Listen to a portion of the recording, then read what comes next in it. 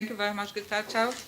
Our next speaker is Dr. Ravit Talmi Cohn. Ravit is an anthropologist lecturer in Tel Aviv University and at Rupin Academic Center, also in Jerusalem University.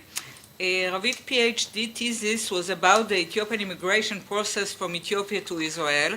She conducted ethnographic research, which took place both in Ethiopia and Israel for 7 years, and analyzed the meaning of moving from one place to another. During the years, Ravit worked as an applied anthropologist with various organizations regarding the integration process for new immigrants. Currently, Ravit is looking into few research circular migration to African continent, which is very interesting topic, asylum seekers from Africa continent in Israel, and integration of French teenagers who are newcomers to Israel. And Ravit will speak about placemaking and time on migration, Aaliyah journey from Ethiopia to Israel. Thank you, Rit. And first of all, thank you to the option to give this lecture. My lecture will focus on the process of placemaking and time on migration, Aaliyah journey from Ethiopia to Israel. I would like to start my lecture with there is a story. I've been on to go most of my life. In Shaura, we lived in the village, and then we moved to Gondar. And 8 years later, we moved to Addis Ababa. 3 years later, we moved to an absorption center in Tzfat. Soon, we will move into our own home. I'm like a bird, moving from place to place, trying to find my own place. Derese was 19 years old when he told me his brief story, recounting 3 years of his life in motion, all aimed toward one goal, making Aliyah to Israel. Like him, most of the Ravit Israel community of Falasmura, who emigrated from Ethiopia to Israel after 1993. They had the experience of prolonged immigration. The experience challenges current immigration discourse, seeking to understand the issue of immigration from the perspective of movement and journey without end. The prolonged long process and its implication will be the topic of my talk. Two main aspects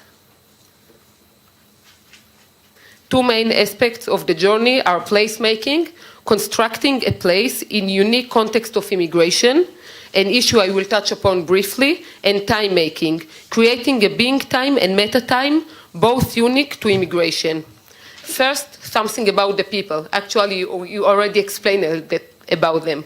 The Ravit Israel, rural Jews of northern Ethiopia, lived alongside the local Christian population. At the end of the 19th century, some converted to Christianity. Although they lived in their villages as Christian, they did not fully assimilated into local Christian society or fully accepted by them. The Ethiopian Jews viewed them as Christian, and they had a dream. They wanted to live in Israel. After 1991, they returned to Judaism and started the process of migration. The Ravit Israel process have 4 stations. The first one is the villages of origin in Ethiopia.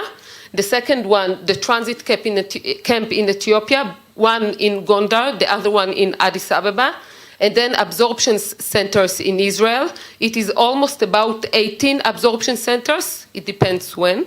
And the last station is permanent dwelling in Israel. Although the process of immigration looks linear from Ethiopia to Israel, I found that the connection between places and people is more like a network that is built like a road with many pathways and directions. I've based this lecture on a multi-sited ethnographic conducted in 2005 to 2012.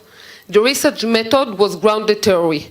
I conducted in-depth interview with 136 participants, distributed 71 questionnaires, and used text related to the political and public discourse in Ethiopia and Israel, government, newspaper, etc. I propose moving past the theory and concept accepted in immigration studies to continue Levitt idea that we should not look only at the relationship between two settings, country of origin and country of destination, and we need to analyze the impact of the journey itself. I will look at the immigration as a journey affected by placemaking and perception of time, and I will start briefly with place. Placemaking, a term that's used by Gupta and Ferguson, means that the formation of place is not self-explanatory. Movement among places is not only physical and geographical. It is also movement among social places, belonging, identity, beliefs, political force, etc. As I mentioned in the beginning of this talk, everyday experience in the process of immigration has two time perceptions, which I have termed being time and meta time. Being time is the everyday time, and meta time is time over the time. In Ethiopia, the meta time always aspired to one future event, immigration to Israel, an event that is out of everyone's control and may happen sometimes in the future. In Israel, in Israel, following immigration, this event could change. It could be moving from one house to another, or having relatives in Ethiopia receive their permission to come to Israel. The combination of being time and meta time construct a unique experience of temporality and revolves around two focal points, everyday life and the aspired future event. At the time that people in the villages start thinking about moving to Israel, although they still live in the villages, they are already start their migration process, not actually physically, but mentally. Their thinking is split into two, the daily life, being time, and meta time. And it means that although they are part of the village community, they start behaving as immigrants. For example, they will not buy a land, or they will not get married with other people, because maybe they will go one day to Israel. When they arrive to the transit camp in Gondar or Addis Ababa, they became a city dwellers on their way out of Ethiopia. Could we call them residents in waiting? Actually, that's their new status. They wait. They could live more than 10 years as waiting people. They freeze all practice that are not relevant to their life. Actually, all the practice, all the daily life practice is among their future. Maybe they will come one day to Israel. As Rasho described, I don't go anywhere. I rarely go to the main square, because maybe they will call me to come to Israel. I've been hanging out here for 5 years already, waiting for them to call me. I really want to go to Israel, so I'm here, I'm waiting, and he's still waiting 21 years. Part of this waiting include going to synagogue every morning, where they pray and engage the Jewish studies. The children usually attend to Zera Beit Israel school, where they learn Hebrew and having lessons of Judaism. Important ones, they go to Israel, but irrelevant at all during the long years of waiting. Being rural folk, those waiting are not part of the natural human fabric in Addis Ababa or Gondar. Christianity is no longer part of their identities, and Judaism is not integrated yet.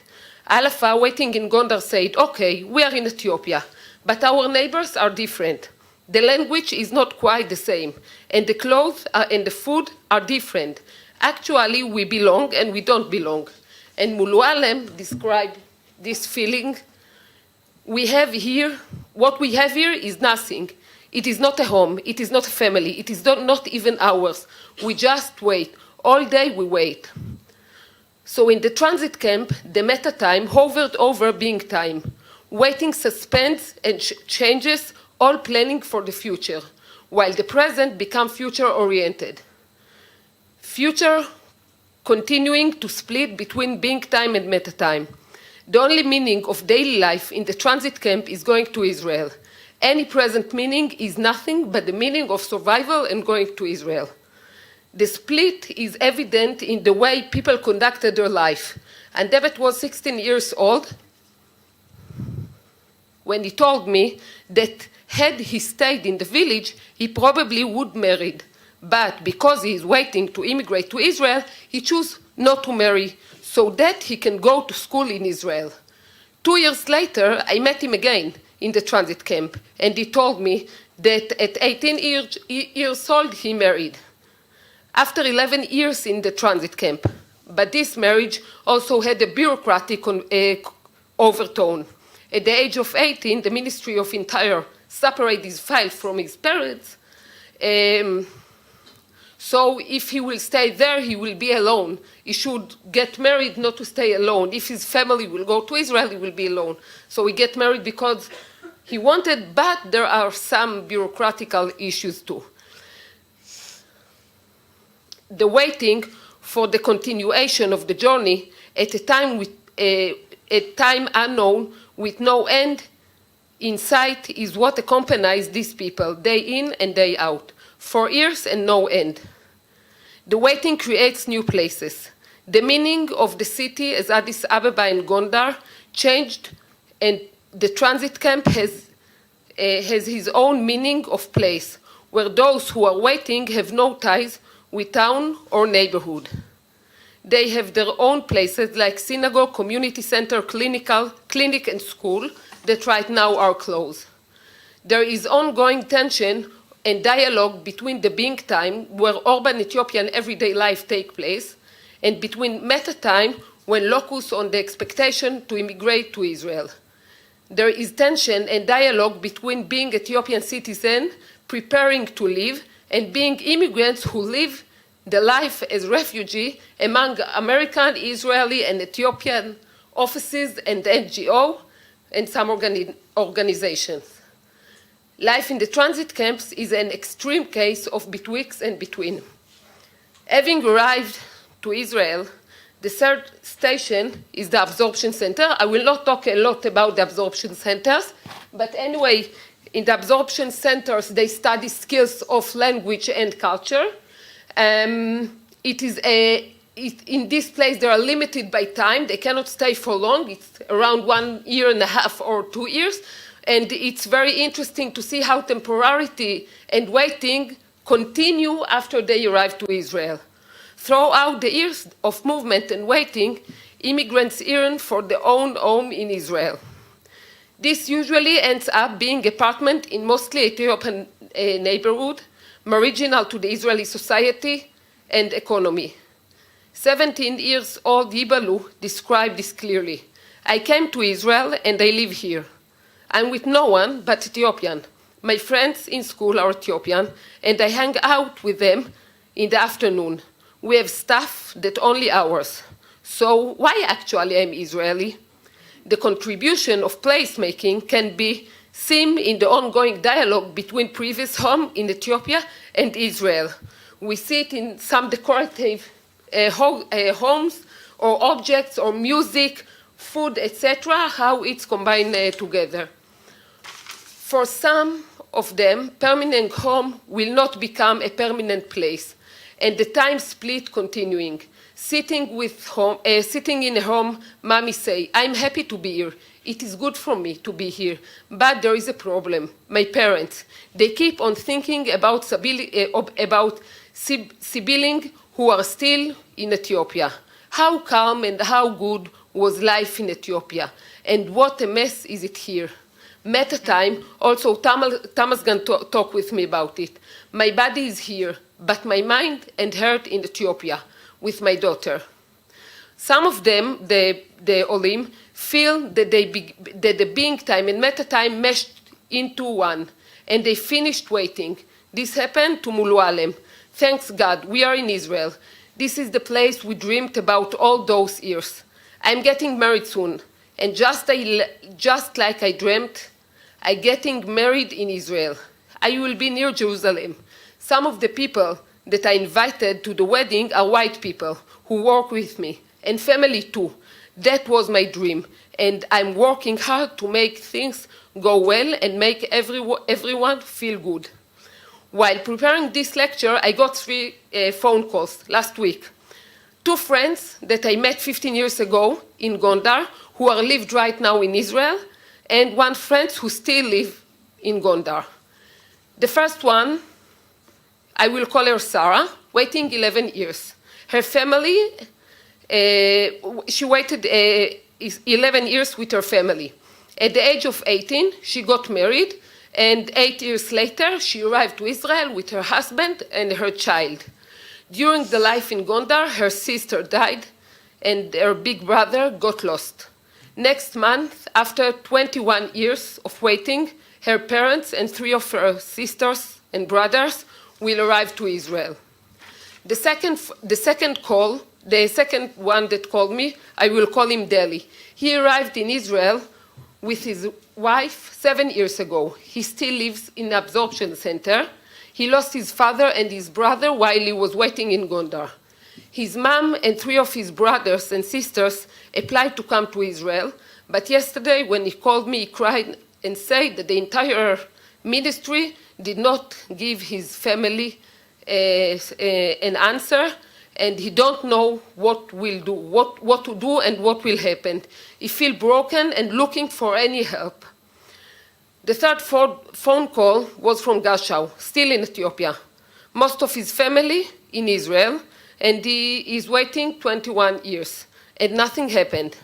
3 different people that I met 15 years ago, and all stay in state of movement and migration for more than 21 years. I try to present a different understanding of immigration as a journey, not specific movement from country to origin to country of destination, but as continuing and placemaking and time making and time splitted and coming all together. In a journey that being with a thought about coming to Israel, but may never end.